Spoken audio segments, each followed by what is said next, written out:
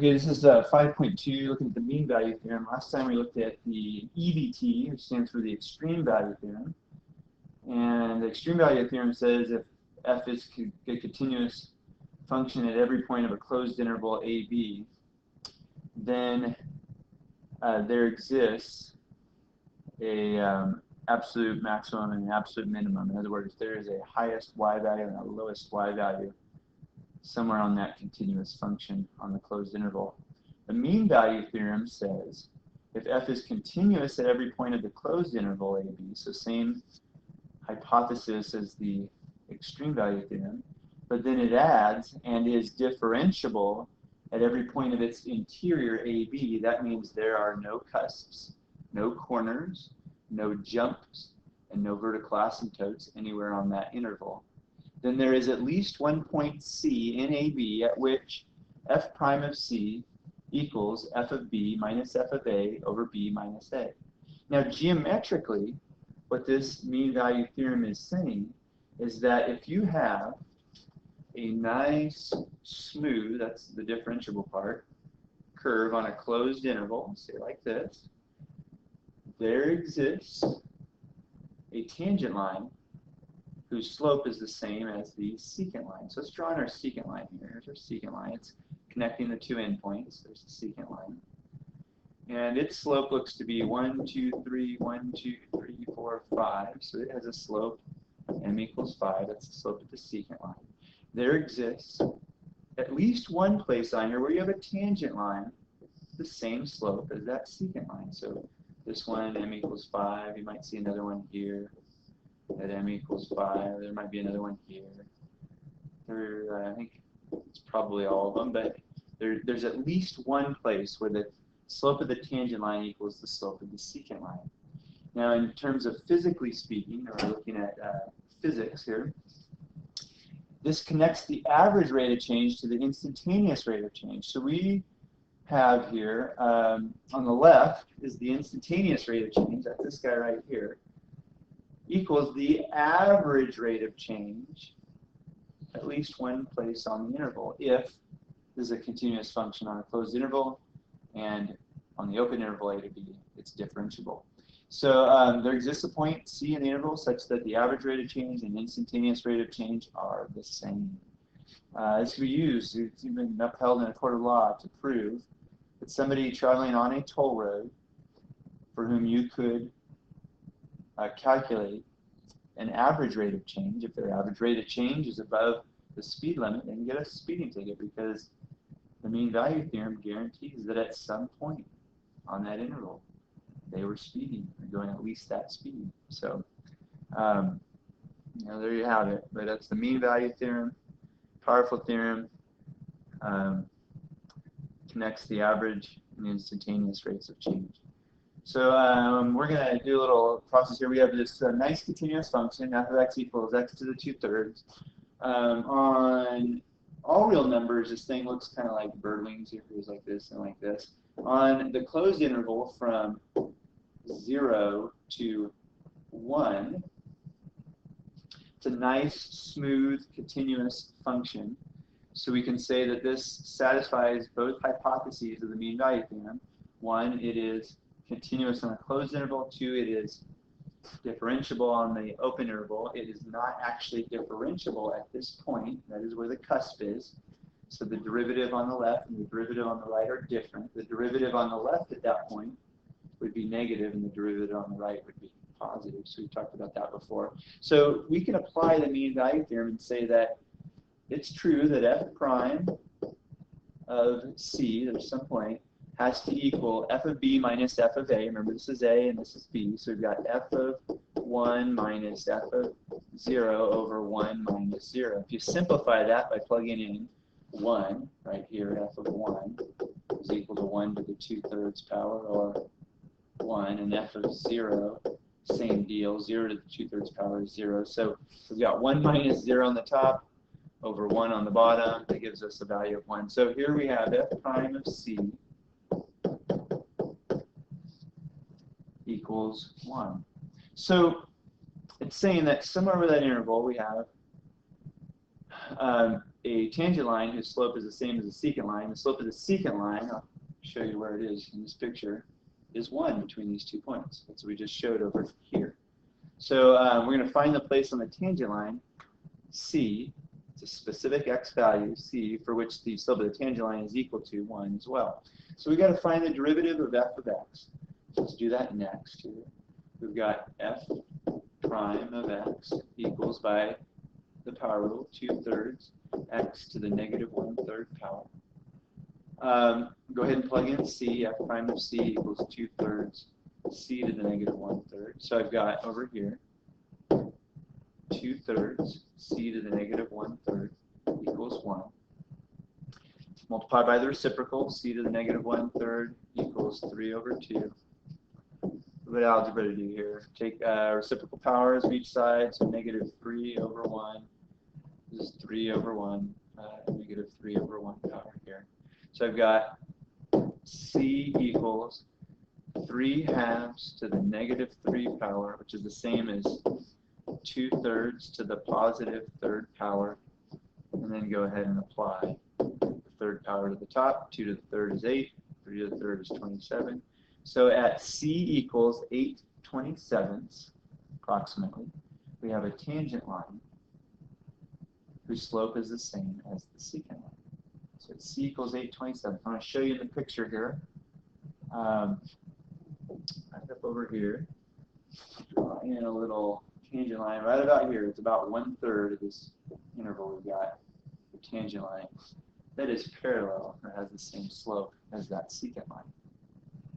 That's the mean value theorem. There's one application. You can't always find that value c. It's an existence theorem, so we can say it exists. Whether we can find it or not algebraically is another story, but we can in this example. So this leads us to, we're building up here to our first derivative test, being able to tell, based on the first derivative, whether a critical point, like what we talked about last time, is a local maximum or minimum. And so here we go. A function increases. This is just a definition. A function increases on an interval if, as you go from left to right, from x1 to x2, as you go from left to right on the number line, f of x1 stays less than f of x2, or f of x2 is bigger than f of x1.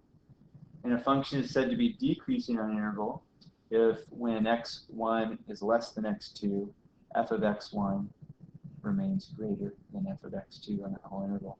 So increasing and decreasing definitions.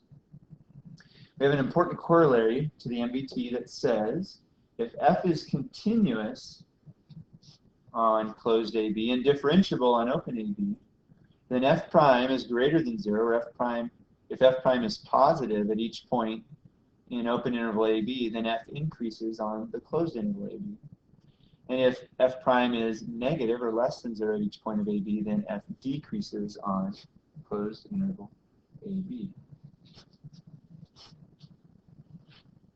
This is our first derivative test. So talked a little bit about this in the previous lesson, just being able to make a table of values that splits up the domain of the original function based on the critical points. Remember, the critical points are the places where the original function does not exist, or the derivative does not exist, or where the derivative equals 0. So we're going to break up that interval based on the critical points, and then test to see if a specific value in that interval has a derivative. If you plug it into the first derivative and it's positive, then it's positive, the function is positive, the original function is positive and increasing over that entire interval. And if we plug in a value in that interval for f prime and we get a negative value, that means the function is always decreasing over that entire interval. So powerful little corollary to the MVT. Let's see how it works here. So we are going to find the local extrema. We're not going to worry about if it's absolute or not. And this is a polynomial function. It's a cubic. It's odd. We've got branches going forever in each direction. So we're just going to find the little local max and local min. So we hopefully have an idea of what this function looks like. It's f of x equals x cubed minus 12x minus 5. We're first going to take the derivative of this thing. So we've got f prime of x equals 3x squared minus 12. We're going to set the derivative equal to 0. Oh, by the way, I should talk about domain. Domain of this guy is all real numbers. Domain of the derivative is also all real numbers. So that domain goes for both the original function and for the derivative. So there are no places where f or f prime are undefined. We're going to set the derivative equal to 0. We're going to solve for x here. We should be able to do that quickly and easily here. 0 equals 3x squared minus 12. Add the 12 over, divide by 3, take the square root. We've got x equals plus or minus 2, and x equals negative 2 or x equals 2 are the critical points. Those are the only critical points. So if you picture a number line here, we're going to break up the number line into, we got negative infinity over here, we've got infinity over here, we've got a negative 2 right here, and we've got a 2 right here. So we have 1, 2, 3 different intervals or regions on that number line that we have to test. And on each of those regions, there's a possibility that the original function changes from increasing to decreasing or decreasing to increasing. Only if it changes over those regions at these points here and here at negative 2 and 2, the critical points, only if it changes from increasing to decreasing or decreasing to increasing will we have a local extrema, a local max or local min. If it does not change, then we do not have a local extrema. So we're going to test these critical points. So it's important that we test the critical points. Also, we're going to test the endpoints. Now, this one, we don't have any endpoints. It goes on forever. And so, but we would test the endpoints and look for potential global or absolute extrema at the endpoints. I need to worry about testing endpoints here. So we're going to go ahead and make our what's called a sign chart. We're going to break it up. It'll look like this. We've got interval, top of the sign chart. We've got 3 different intervals. And then we've got sine of f prime here. So the interval goes from negative infinity to negative 2. We've got negative 2 to 2. And then we've got 2 to infinity. We choose a test point in there. Anywhere in there is fine, because once we try a test point, it will establish either positive or negative value of f prime. If it's positive, f is increasing. Remember, that's f that's increasing over that whole interval. If it's negative, f is decreasing over the entire interval. So f prime of, say, negative 3 would be a good one to try. Plug in negative 3 into the derivative. 3 times negative 3 squared. You can see it up here. 3 times negative 3 squared minus 12. We're going to do this 3 different times. That's a positive number. We're going to care what it is. So we've got a plus sign in here, meaning that the original function is increasing over the entire interval from negative infinity to negative 2. Negative 2 to 2, we could try a test point of 0. So f prime of 0, you plug in 0 to the derivative, just as we did with negative 3. You'll get a negative 12, so that's a negative value. We could try f prime of, say, 3 here, because 3 is between 2 and infinity. Plug in 3, you get another positive value. So what's happening here is our function from negative infinity to infinity, it's a polynomial function. It's got some curves in it. It's coming up. It goes to infinity there. It hits negative 2. It turns and starts going back down here, and then it hits 2, and then it starts going back up. So that would be a rough sketch of our polynomial function here. So we've got a relative max right there, a relative min right there. So x equals negative 2 is a local or relative max, and x equals 2 is a local min. We can do a 2-dimensional of this. If you take f prime, okay, we're going to change this to not y, but f prime versus x. That's f prime of x right there. So it's slope versus x values. We had f prime is equal to 3x squared minus 12. We know what that looks like. It goes through, it has zeros of 2 and negative 2. It goes way down to negative 12. And it has arrows here and here. It's just a parabola opening upward. We can see that from negative infinity all the way up to negative 2, this function is above the x-axis. In other words, f prime is positive here.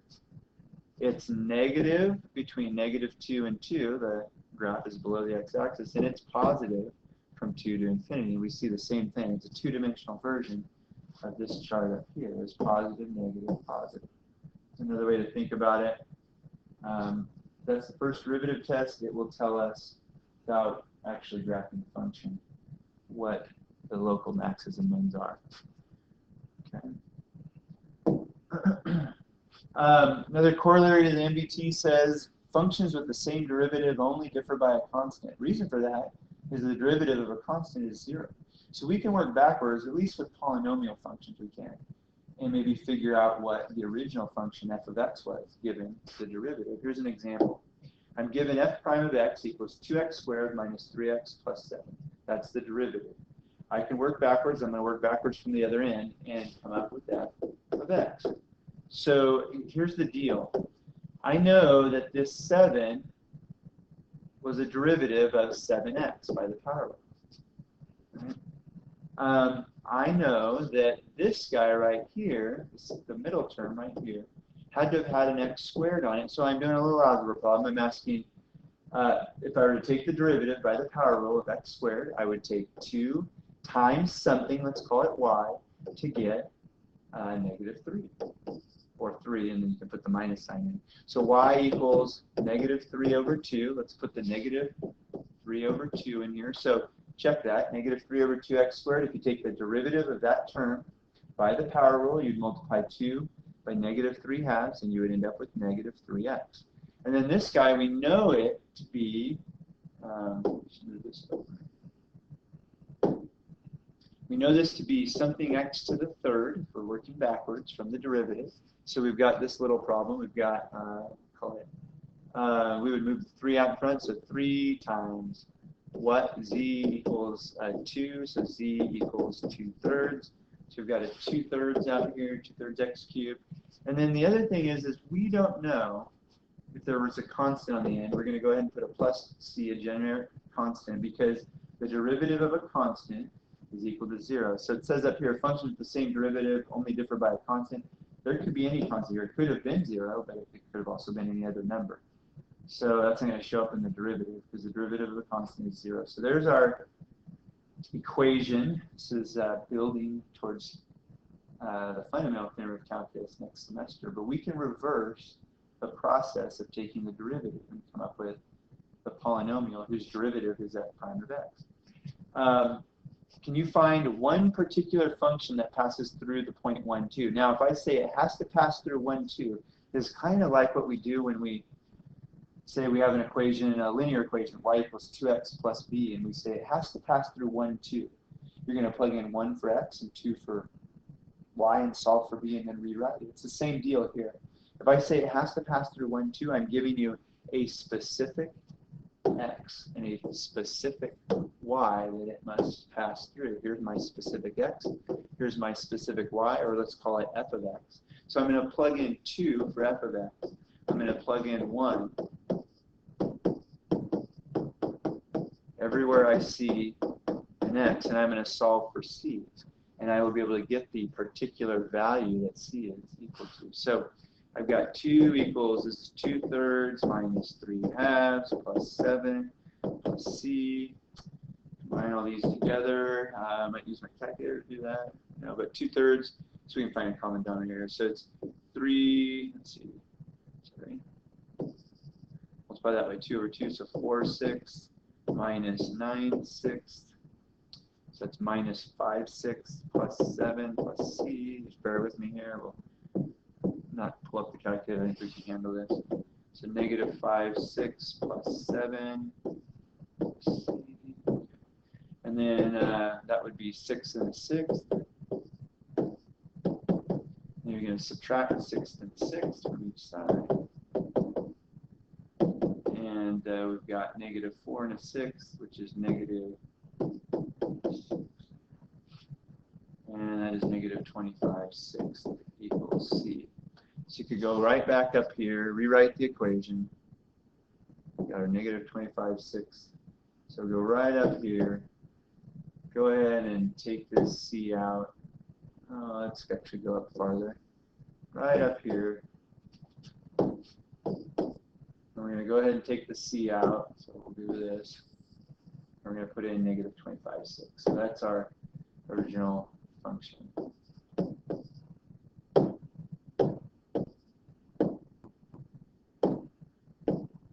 Alright, so just be aware that as you're going through the problems, they aren't all nice polynomial problems.